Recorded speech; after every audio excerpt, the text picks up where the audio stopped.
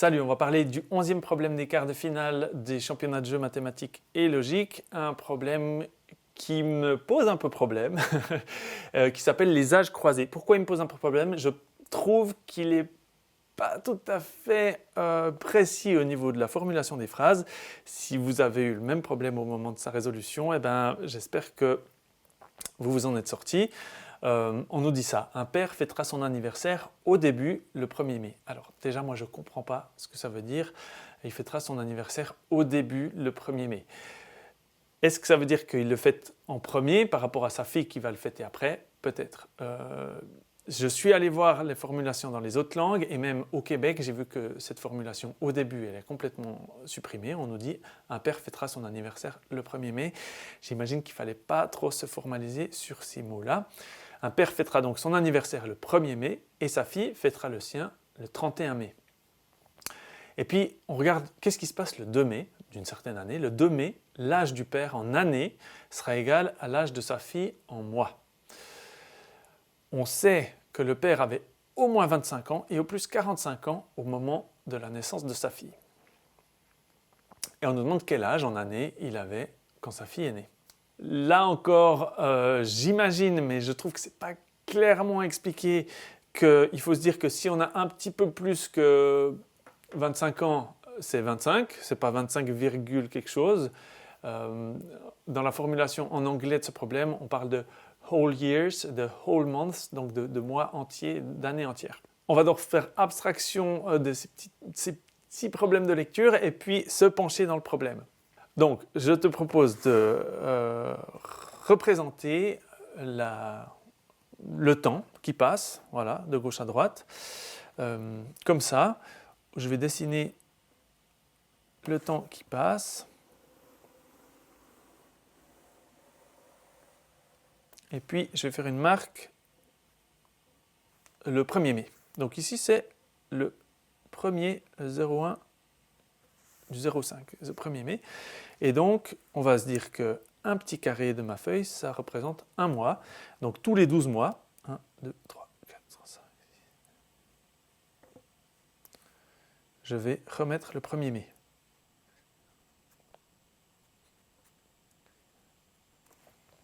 Voilà, toutes ces marques correspondent au 1er mai et donc toutes ces marques correspondent à l'anniversaire du père.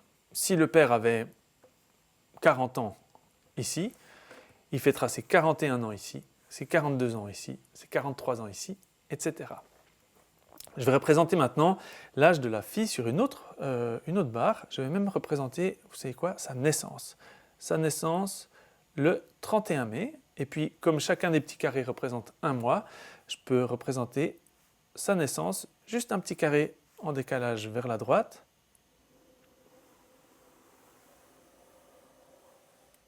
Comme ceci. Et puis, tous les 12 carrés, c'est l'anniversaire de la fille, le 31 mai. Ici, elle naît à 0 ans, mais surtout, on va écrire son âge en mois, donc elle a 0 mois.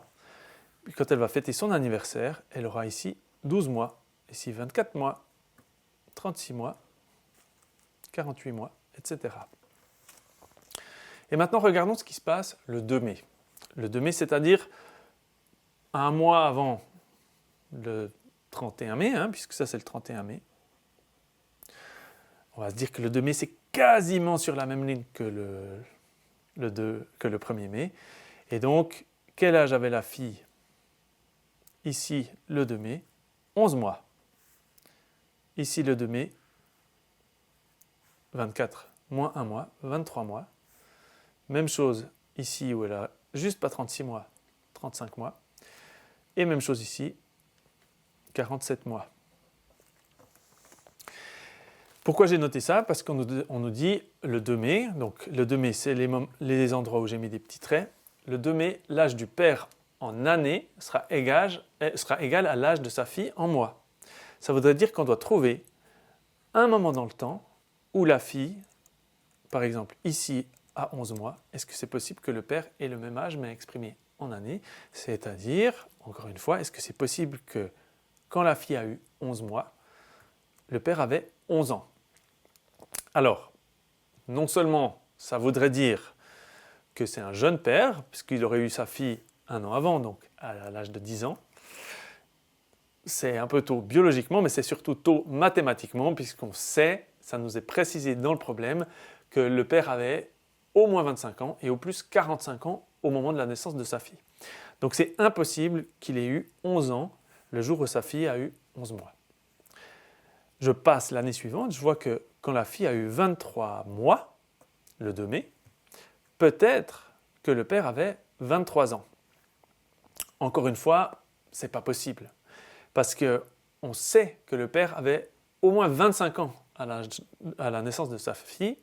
Donc, s'il avait 23 ans au moment où elle fêtait ses 23 mois, donc presque 2 ans, il aurait eu moins de 23 ans, c'est-à-dire bien moins que 25 ans à la naissance de sa fille. On continue d'avancer dans le temps et on voit qu'ici on a un autre 2 mai, un 2 mai où la fille a eu 35 mois.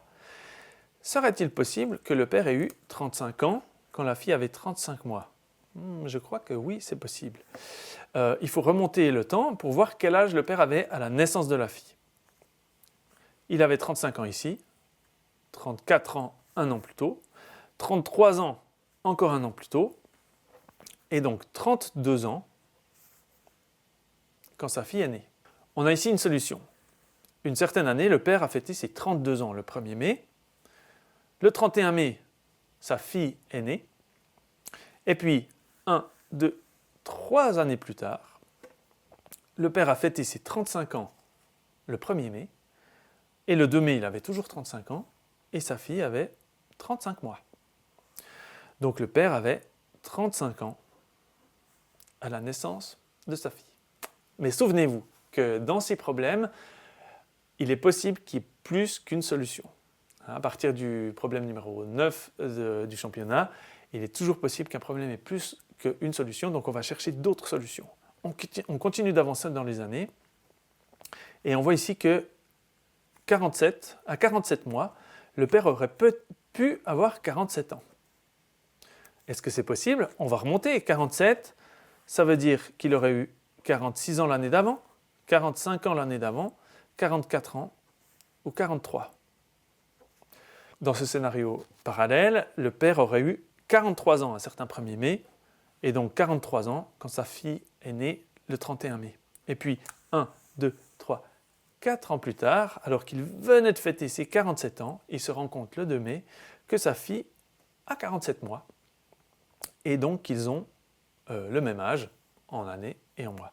Donc le père peut également avoir 43 ans à la naissance de sa fille, ce qui rentre dans nos critères de sélection, puisqu'on nous dit le père avait au moins 25 ans et au plus 45 ans, il peut donc avoir 43 ans.